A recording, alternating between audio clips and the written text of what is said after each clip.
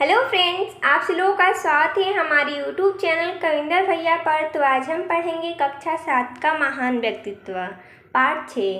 पाठ का नाम है भीष्म। तो देखिए दोस्तों, जैसा कि हम इस पाठ का प्रश्नोत्तर देखेंगे, चलिए स्टार्ट करते हैं। जैसा कि प्रश्न 1 है, देवव्रत का नाम भीष्म क्यों पड़ा?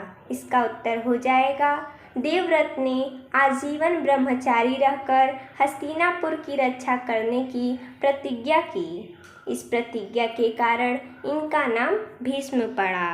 अगला प्रश्न है, भीष्म के माता पिता का क्या नाम था? इसका उत्तर हो जाएगा, भीष्म के माता पिता का नाम गंगा और शांतनु था। अगला प्रश्न देखते हैं 3 नंबर, निषाद राज ने शांतनु के समक्ष कौन सी शर्त रखी? इसका उत्तर हो जाएगा, निषाद राज ने शांतनु के समक्ष यह शर्त रखी कि सत्यवती का पुत्र राजा होगा, देवव्रत नहीं। अगला प्रश्न है 4 नंबर, युद्ध भूमि में भीष्म ने शस्त्र का त्याग कब और क्यों किया?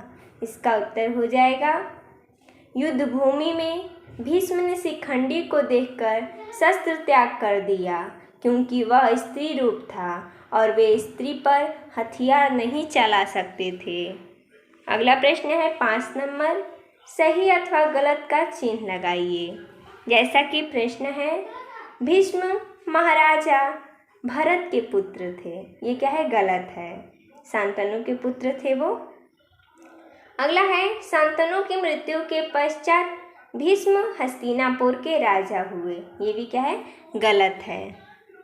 अगला प्रश्न है, भीष्म अपनी प्रतिज्ञा से कभी हटते न थे, ये क्या है? सही है। अगला है, महाभारत के युद्ध में भीष्म पांडवों की ओर थे, ये क्या है? गलत है। अगला देखते हैं प्रश्न 6, महाभारत के युद्ध में भीष्म ने घोर संग्राम किया, क्योंकि वे विकल्प है, अर्जुन को मारना चाहते थे, वह अपना पराक्रम दिखाना चाहते थे, कृष्ण को शस्त्र ग्रहण करवाकर उनकी प्रतिज्ञा भंग कराना चाहते थे, वह पांडवों का विनाश करना चाहते थे। तो इसका सही हो जाएगा विकल्प ग, यानी कि कृष्ण को शस्त्र ग्रहण करवाकर उनकी प्रतिज्ञा भंग कराना चाहते थे।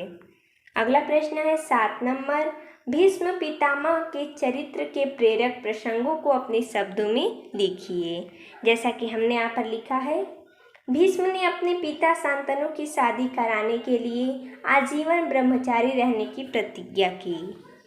भीष्म ने ऐसा संग्राम किया कि श्री कृष्ण को युद्ध में शस्त्र उठाने पड़े। भीष्म शिखंडी के सम्मुख धनुष नहीं उठाते थे। अपनी मृत्यु का उपाय बताना भीष्म की महान उदारता में गिना जाता है।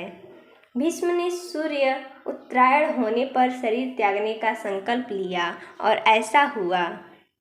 अगला प्रश्न देखते हैं 8 नंबर, पाठ की किस घटना ने आपको प्रभावित किया और क्यों? इसका उत्तर हो जाएगा, पाठ की ये घटना शांतनु और सत्यवती के विवाह से संबंधित है, जो देवव्रत ने आजीवन ब्रह्मचारी रहने की प्रतिज्ञा का कारण बनती है।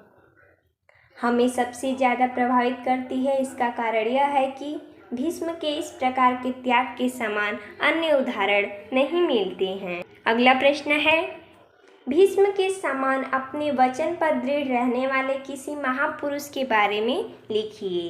इसका उत्तर हो जाएगा, भीष्म के समान अपने वचनों पर दृढ़ रहने वाले महापुरुष सत्यवादी हरिश्चंद्र थे, जिन्होंने आखिरी हद तक सत्य नहीं छोड़ा और अपना नाम सत्यवादी चरितार्थ किया।